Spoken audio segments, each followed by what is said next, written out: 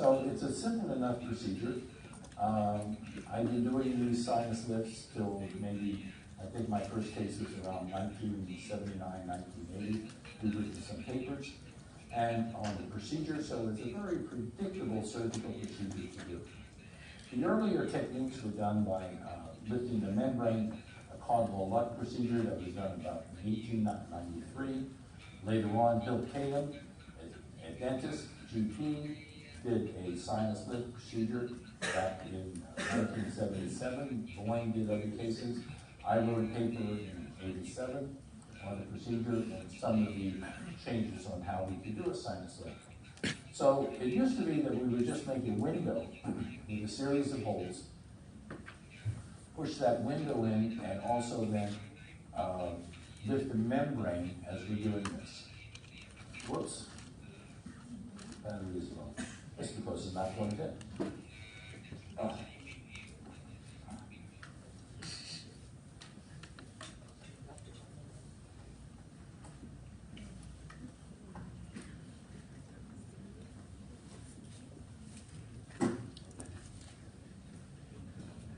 Okay, that's fine.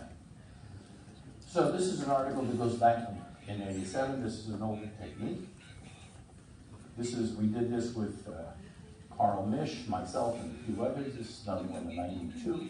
So it's a very efficacious procedure to do. Patients or doctors were trying to make a simpler procedure by using an osteotome rather than doing a lateral wall. Andre Sadunas periodontist in Paris, and he came up with this technique of lifting the membrane by using osteotomes over the trepline. This article I published in 97, and the idea here is to make a complete quadrilateral cut, take that bone off, and then you see the membrane right in front of you, and lift up the membrane. This is another article. We did everything to try to lift up the membrane. This is a balloon that I would place into the socket area or into the window. Slowly expand the balloon, and as the balloon is being expanded, you lift it up the membrane. So it's a very predictable procedure. What operation do you want to use? A lateral wall, or do you want to use Presto? What graft material do you want to use? It really doesn't make too much difference because this is essentially a 5-wall defect. And then it is very predictable, and you place your implants. So it's predictable because the bone response is predictable, the surgery is simple, and after healing, you can do your prosthetics, and we do this a lot. So this is not rocket science, but you have to follow the rules with all of this, and the rules are very simple. Your bone quantity determines whether or not you're doing a lateral window or you're doing a Presto. How much alveolar bone do you have? When I lecture, I tell docs you should have at least 5 millimeters as a magic number for a crestal approach, not a lateral window. The reason is that you have more of the patient's own bone in order to support the implant. Make an incision, lift up the flap, and use a large spoon curette in order to lift the membrane. If you use a very small curette, you're not supporting the membrane and you're more apt to pump holes, through the membrane. Reflect the membrane and make sure you reflect it off to the medial aspect of the nose so that you're on bone. And as we talked before, this is a loose compaction. Recognize, what some of the problems are before you start. So we do a pre-surgical consideration of our patient, and we look about, beside the procedure. So on one side, you see that there is very little between 2 teeth, but maybe I have 1 millimeter of crestal bone. On the other side, maybe I have 3 or 4 millimeters. So you need to have a good x-ray to see how much of the alveolar bone that you have. If I only need an additional 1 to 4 cc's of bone, then I can do my drill procedure short of the implant, and then I crack the bone and put my implant in. Because I only need about 1 to 4 millimeters of bone. What happens if you put the implant in and it goes through the alveolar bone and it goes into the sinus? So when you take an x-ray, you have part of your implant into the sinus. And nothing happens. It all heals. The membrane comes back, heals over the implant, and then starts to form new bone. The reason that you can do that is because this is like a cork going into a bottle. It's a sealant. So the implant seals everything around that little opening. So for a very little bone, it's very simple. So whether or not you're using a crestal approach or you're using a lateral window approach depends on how much alveolar bone that you have. If you have more than 7 millimeters, 6, 7 millimeters, do a crestal approach. No reason to do a lateral. If you have 5 to 6, you have a choice. If your residual bone is less than 4 or 5 millimeters, then you're going to be doing a lateral window. And you can only do this because you only measure this because you're taking an appreciable X-ray. So it's very predictable, not technically difficult to do. So here, if I'm missing molar bicuspid teeth, I'm going to make an incision all the way anteriorly on the crest of the ridge, maybe a little bit more towards the palate. And then I'll make a vertical relaxing incision all the way high up in the vestibule. Remember that what I was taught is that big surgeons make big incisions. So the longer the incision, the easier the surgical procedure is going to be because you're going to be able to see what you're doing. Then you'll take a periosseal elevator or a multi-vet, and you're going to lift up a eucoperiosteal flap.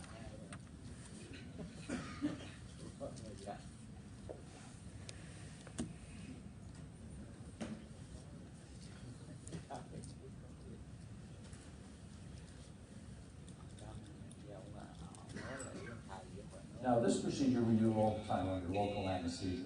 The patient feels some pressure, but there certainly is any pain. If you're a little nervous about doing a dissection back in the intertemporal fossa, I use a wet sponge. I place it in underneath the flap on the bone, and I push it ahead of me, and I clean off the bone, and I get a better dissection. Now, what I like to use is a number 6 round burr with high speed, and very gently, I'm taking away that bone. You can do the same thing with the piezo. Now, and the piezo saw, because you have some of them have like a diamond cut on them, you're not going to tear the membrane. But these are procedures that I've been doing, I don't know, hundreds and hundreds of these. So in my hands, using a round burr does very, very well. Then, with the piezo saw or with the drill, you'll make a vertical bone cut. Very gently, like a paintbrush, just taking that bone away. And then superiorly, you make another horizontal cut.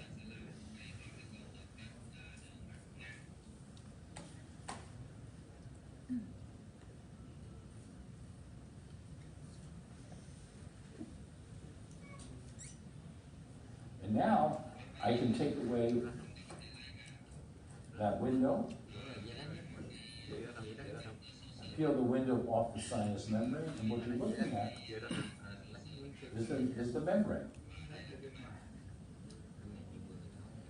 Now, with a large cuvette to support the membrane, I'm going to elevate the membrane off the alveolar portion and expose also the medial aspect of the nose.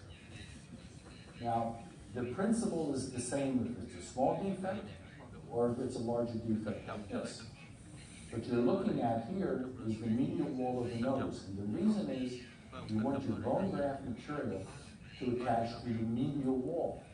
If you don't, then the only way you're getting bone is maybe on the crestal area, and I'll show you how that's not a good thing to do. So here, you're looking at the medial wall of the nose. And there's no tear in the membrane. So as the patient is breathing, you see the membrane moving up and down. So this is essentially not a fine-wall defect. I can use my graft material. At this time, I'll use it with some PRP, platelet-rich plasma.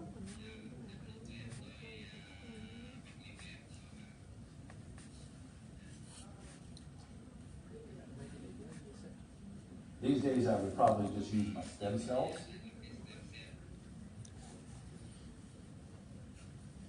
Take this up in a syringe, and then do a very loose compaction on the graft area.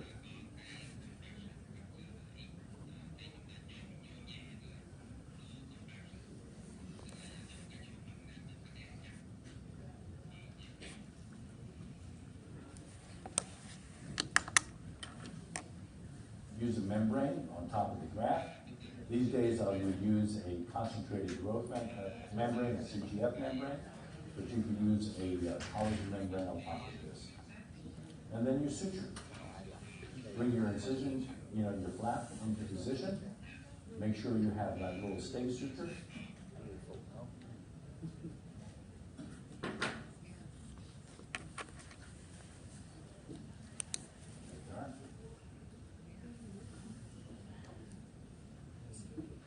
It's a very simple technique. Now, if you want to make this technique difficult, then you make a small incision, because then you can't see what you're doing. If you want this to be a very simple procedure, you want to make a wider incision.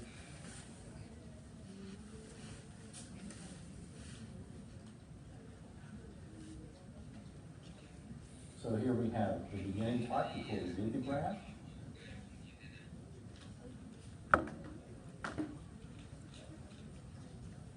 And I was able to add bone height with bone screws, as well as doing the sinus graft at the same time. And now I can have maybe a 11 or 13 millimeter long implant in the site. So this brings us to another technique. And this is something that's really very innovative that we're seeing in neobiotech. It's a minimally invasive technique, either in the crestal or in the lateral window technique. So let's look at the lateral window first. So it's the same procedure that we're doing that you just saw with the large defect.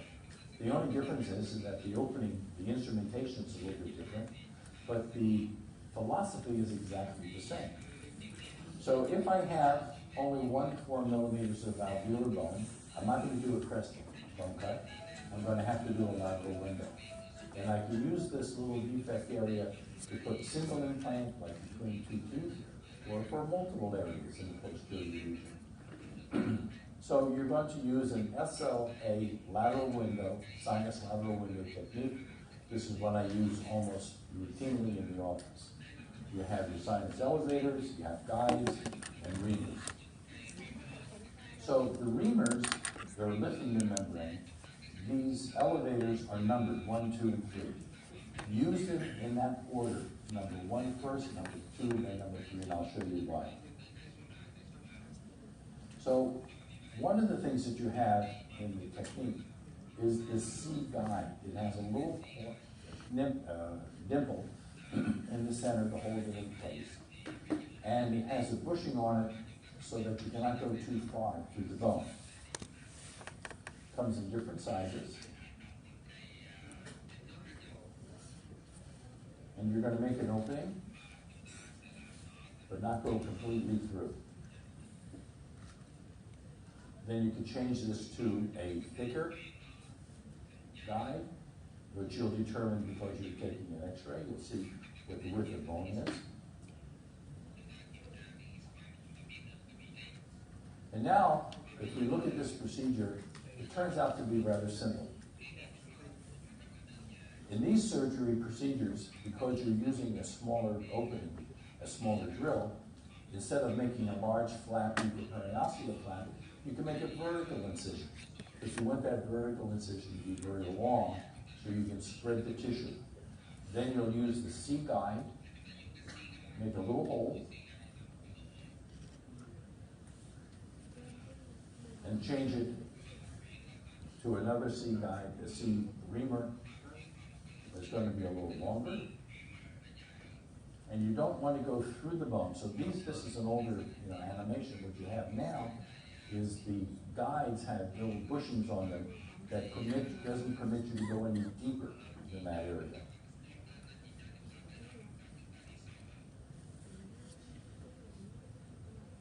So the technique now is to take away that bone. So you are looking at the sinus membrane.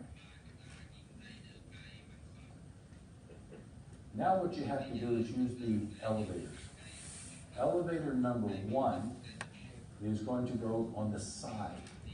And you want to relieve the tissue, that membrane, on anterior and the posterior region first. Elevate the tissue. If you don't do that, then when you go to lift it from the alveolar crest, what you'll do is you'll tear the membrane. So use the elevator in that sequence. Number 1, and it goes on the distal to the medial, posterior, to the anterior. Then you'll take the number 2, and you start to elevate that membrane off of the alveolar crest. But remember, like we showed in the other slides, that you want to do is make sure that you see the medial wall of the nose.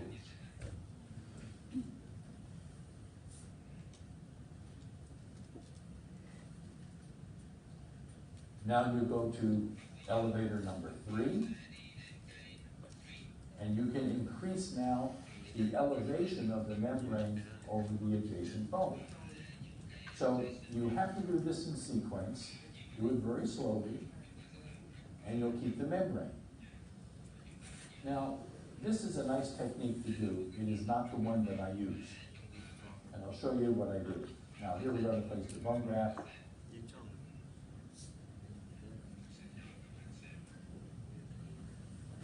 Use compaction, as we talked about. You can put that little piece of bone back, and then suture.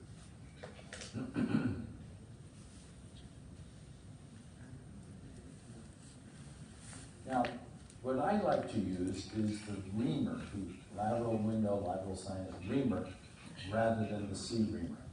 And the reason I like that is because on the cutting edge of the drill, it does not cut. So it protects the membrane. I'll show you this.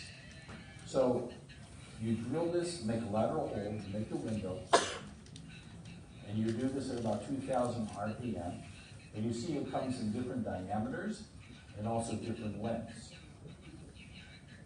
Now, when you're using this, that reamer can go all the way through the bone, but because it does not cut on the superior aspect, on the cutting portion of it, you always end up with a little bit of a bone disc, so you're not tearing the membrane. With the C-reamer, you're more apt to have a difficulty maybe tearing the membrane. I like it, with the LS membranes, reamers better. Then it's a matter of making the opening. Now, when you're using this drill, remember it does not cut on the end surface. It cuts on the sides. So the drill doesn't go straight in. You have to move it from angle to angle, because the only cutting part of this is on the side of the drill.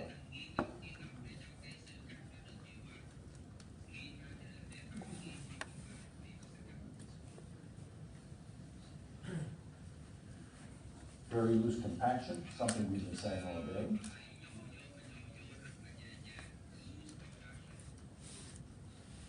Now, because we have an implant that gives us initial stability, and we have a simpler technique with just the reamer, now I can put an implant in at the same time.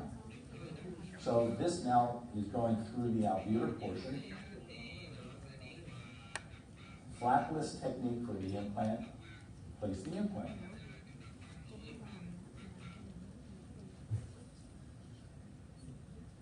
Because the implant, the IS2 implant, is going to give us stability on the crest as well as the middle part and the apical portion of this, the implant is stable. We don't have that stability gap with this type of an implant design as we discussed this morning. So now you've done the sinus lift, closed it, and also put an implant in. Let it heal, put on your healing abutment, and then come back and you can do a single crown. So this is what you're looking at. You have the compression of the bone. Remember that you're going to undersize the receptor site for the implant, because this is cancellous bone. So if I'm putting in a 5mm implant, I'm going to drill it to a 4.5 or 4. Then as I put the implant in, I compress the bone.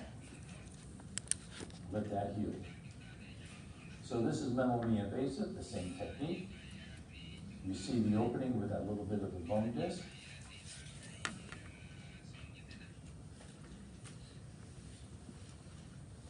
Elevate the membrane with the number 1, number 2, and then the number 3 elevator.